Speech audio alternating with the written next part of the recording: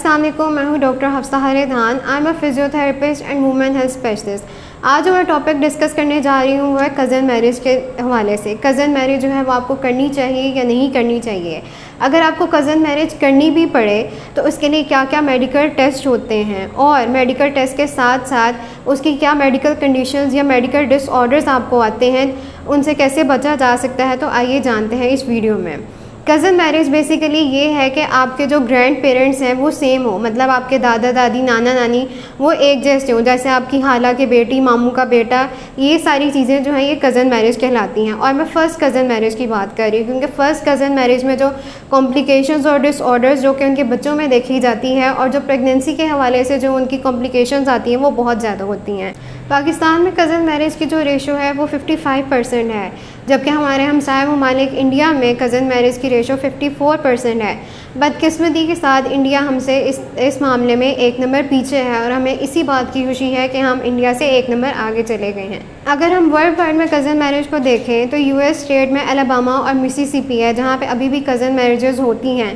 हालांकि यूएस जो वो बहुत डेवलप कंट्री है लेकिन उसके बावजूद भी उसकी जो 2 स्टेट्स ऐसी हैं वहाँ पे अभी भी कज़न मैरिज होती है। अगर हम फ्लोरिडा और वाशिंगटन को देख लें तो हर जगह वहाँ पे कज़न मैरिजेस बैन हैं।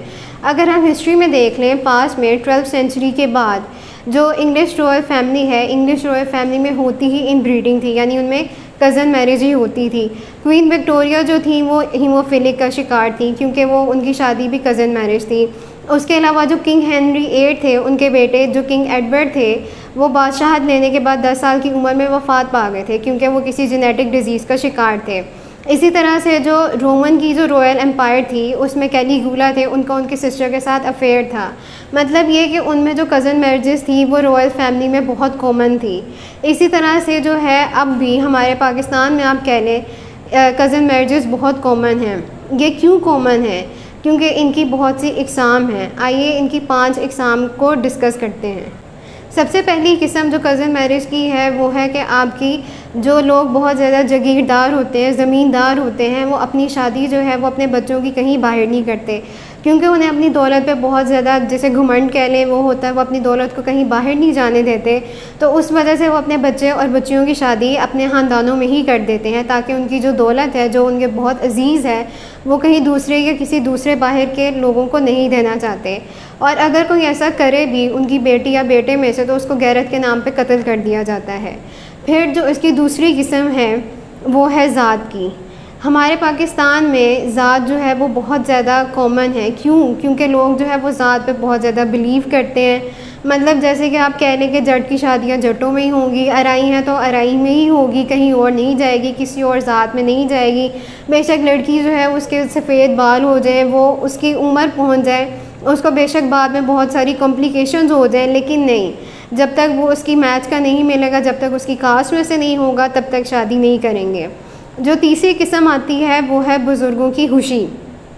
मतलब ये कि बुज़ुर्गों की खुशी, इसका मतलब ये है कि जैसे कि कोई आपके नाना नानी दादा दादी वफ़ात पाने वाले हों या किसी बीमारी में मुब्तला हों तो वो अपनी आखिरी ख्वाहिश का इज़हार करते हैं, खुशी का इज़हार करते हैं कि मैं अपने पोता पोती या नवासे नवासी को शादी के बंधन में बंधा देखना चाहता हूँ। मुझे समझ नहीं आता कि हमारे जो बुज़ुर्ग हैं उनकी जो सुई है वो शादी पे आके क्यों अड़ती है।